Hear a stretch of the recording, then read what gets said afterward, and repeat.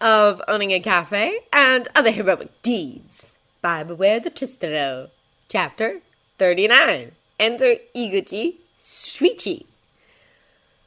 Monday saw the usual morning crowd arriving earlier than usual to get a sneak peek of the felines who, after the incredibly important Shouta official opening of the cat enclosure at 1700, would be available to pet at a door in person from then on after 1300. He wanted the cats to have the mornings to themselves, and of course, since most of his community were working and studying at that time of the day, it would be illogical to have Dobby, whom he wanted to start seriously thinking about becoming accredited for his talents, man the enclosure at that time, wouldn't it? This rational decision had nothing to do with him and the teen getting a little private time to groom, care for, and bond with the cats, of course. Aizawa-san, who made the information posters for the cats, ne? The man he was serving asked, a selection of artfully put-together pages, laminated and arranged by Tomra the previous evening, such a good kid, proudly displayed beneath the chalkboard menu overhead. Smiling at the purple-skinned man with leafy green hair. They'd swapped business cards a few weeks ago. He was a talent scout, if he remembered correctly. He nudged Dobby lightly in his t-shirt-covered side, the teen wrapping up a sandwich order for one of the blushing middle school girls who'd not given up on bagging him just yet. If Tomra ever did decide to move in with them fully and make an appearance during their arguably busiest time of the day, then he was pretty sure she'd get the message that the flame quirk user was taken. The gray-haired teen was becoming, thankfully, so much more comfortable returning the taller boy's affection in front of others. My manager and his partner are the creative geniuses behind our new logo and the posters. He praised fondly, his hands swiftly and efficiently placing the eggplant-quirked man's onigiri, raspberry brownie, and coffee order into a white paper bag dotted with black paw print stamps. The teen huffed, his cheeks pinking a touch before his elbows returning the nudge with a wry grin. It's just a hobby of mine, he snickered pointedly. Kinda like this not-so-old guy in the bento boxes that sell out in the first 5 minutes of being open, you know?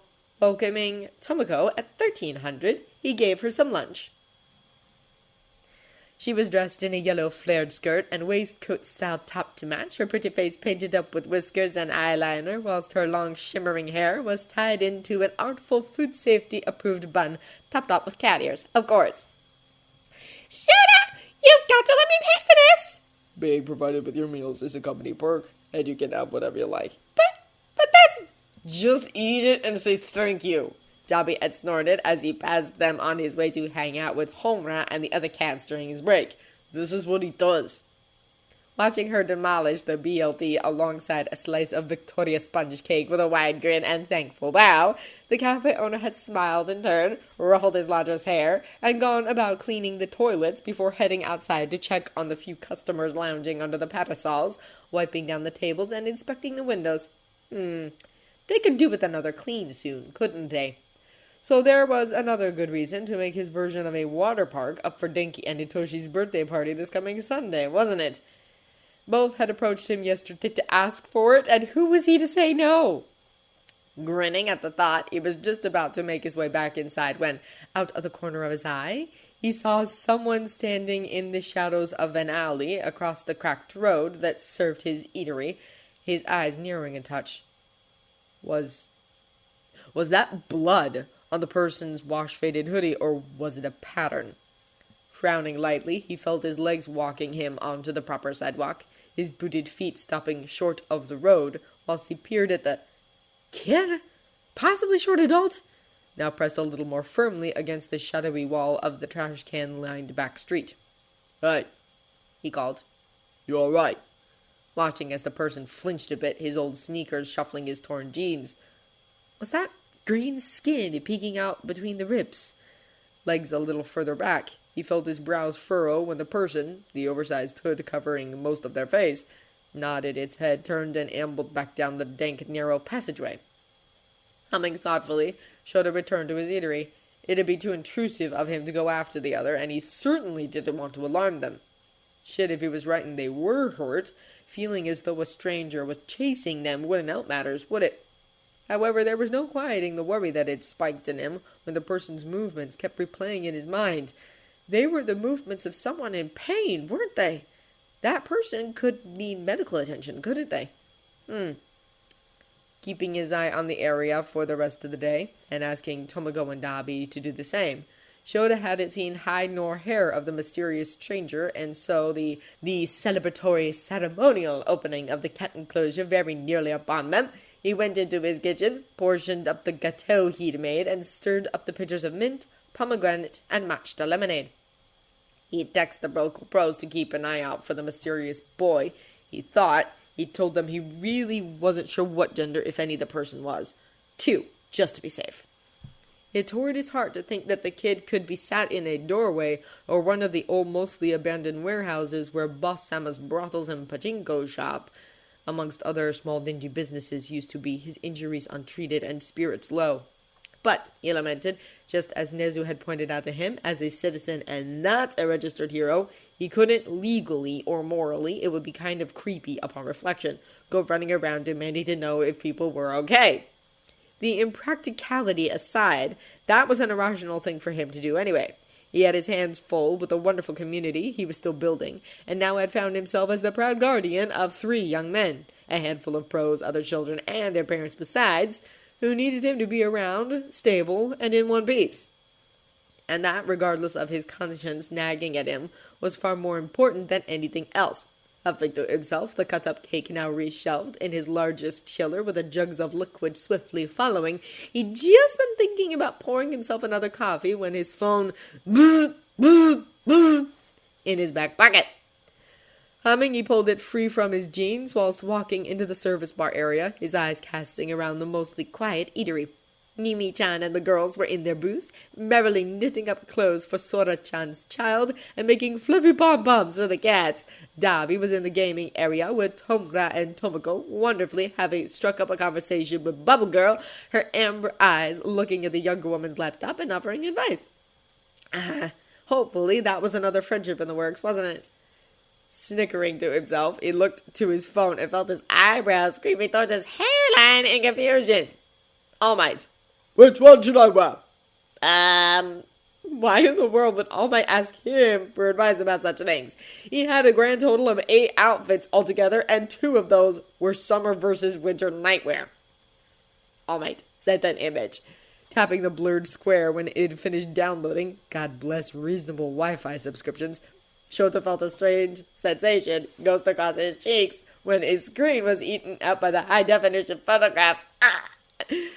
From there, his lower half covered in expertly tailored black pants, stood a bare-chested symbol of peace who may as well have been sculpted out of bronze, his left hand holding a crisp white shirt featuring a black silk tie dotted with white cats. In his right, a similarly expensive royal blue shirt draped from its hanger, a red silk tie featuring a singular black cat with a crimson tongue and golden eyes, sat upon its broadest panel. Swallowing thickly. That was a lot of chest, wasn't it? Did the guy even have an ounce of fat on him? Why was he thinking about the warm feel of that flesh after Minna had knocked him into the powerhouse the other day? He let out a huff. Aizawa Shouta. White shirt, red tie. He typed back, his fingers rapidly tapping away. Now hurry up or you'll be late for the grand opening you bullied me into. He added for good measure, his digits then sliding across the screen to send the pro pictures of the banner and ceremonial ribbon the teens and Tomoko had set up. Then, a smile taking his lips, he forwarded a photograph that Dabi had snapped of him yesterday for Kimiko's memory book. Evening. He'd been sat in one of the enclosure's back corners, Hidoshi sleeping in his arms as he read aloud from an illustrated storybook. Hahue was nestled in the boy's lap alongside her kittens, whilst next to him, Tomra was leaning, those crimson eyes looking back at the camera with a pout, whilst Jiji snored in the 16-year-old's hoodie pouch with Hime, her long body stretched out like a fluffy boa, lounged around his shoulders. Aizawa Shouta. Cat cuddles are proving to be very popular around here, and yes, before you ask, you can pet them when you come by. He finished before slipping the phone back into his pocket, grabbing his cleaning supplies, and doing another round of spot checking. You could never be too clean these days, could you? When 1700 arrived, the cafe was abuzz and media-free, with the tables offering cake and glasses of lemonade that were being passed around.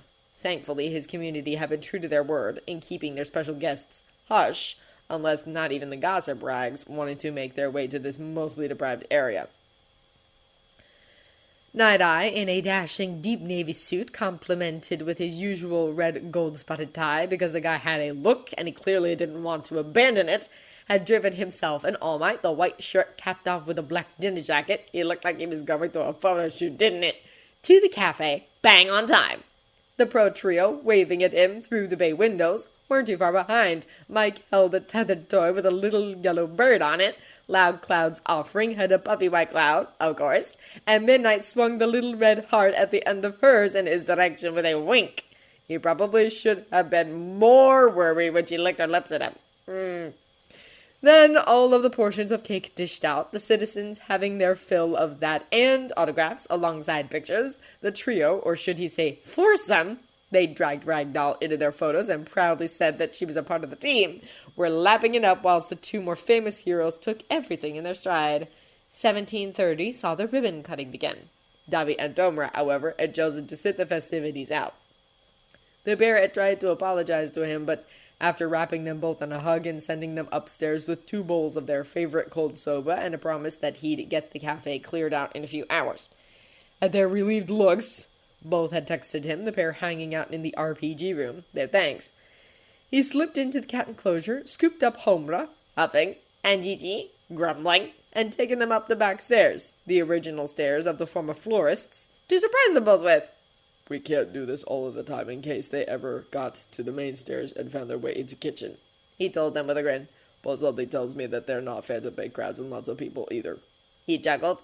The boys had taken their felines, promised to look after them, and hugged him in return. Such good kids. Ah, damn it all. He knew where he'd rather be right now. Not that he wasn't pleased. Thrilled, even, by the turnout of wonderful people who'd come to support the opening, but he'd never been one for fuss, and if given the opportunity, then he too would make his way upstairs and get on to something more practical than, well, all of this mingling, schmoozing, and small talk. He wondered from time to time how other people made it look so easy, but still a small voice in the back of his mind reminded he couldn't be good at everything, could he? Ladies, gentlemen, and everyone in between, All Might called, his voice easily carrying across the filled eatery and its chattering patrons, the crowd's attention going to the towering blonde. Today marks a very special opening of something the good people of this area have looked forward to for quite some time, he stated, and I, as a fellow patron of this fine establishment, couldn't be more thrilled to be here to open this excellent addition to our beloved Noroneko Cafe, he said, the people merrily applauding him with cheers. Thank goodness, at this rate, he could just slip back behind his service bar, let the number 1 pro do what he did, and now then, before we cut the ribbon, I believe that our dear Aizawa-san should say a few words. Shouta-kun, there you are. Why, God? Sighing, his form unable to escape as the tots, using some kind of telepathy, it was certain, rushed him together, their little hands grabbing his or pushing at his legs, the customers party to make way for them, whilst they patted him on the shoulder and clapped him on his way. Feeling that strange rush of heat flood his face once more, the eatery owner tried to center himself as he was suddenly the focus of everyone's scrutiny. Wonderful! Here he was, dressed in his usual black t-shirt, jeans, apron, and cap, whilst on either side of him, the 2 celebrity heroes looked like they were attending some kind of celebrity-fueled event. Shits! Oh, well, there was no escaping now, was there? As you all know, he began, his smile brightening as he looked at the people. Every one of them someone he knew, someone he'd spoken to, helped, and served. There was no need to worry that his gruff manner might come off the wrong way, was there? I'm not one to stand on ceremony, he said, many of the juggling. It's thanks to your generosity, loyalty, and support that broadening the Noroneko in this way was made possible. He told them because it was the truth. It is and always will be my pleasure to serve you, and I hope, with the opening of this cat enclosure, that you will continue to find comfort, relaxation, and peace within our cafe. He ended with a bow, the children cheering and hugging his legs, whilst the adults snapped photos and clapped. Then, standing next to Sir Night-Eye, who whispered in his ear, the feel of his warm breath upon his skin making him tingle, beautifully said. They watched as All Might tore the ribbon and Tomoko greeted the first 5 people allowed to enter, before going to release the felines from their crates, as the children went around, in most cases politely, asking for quiet.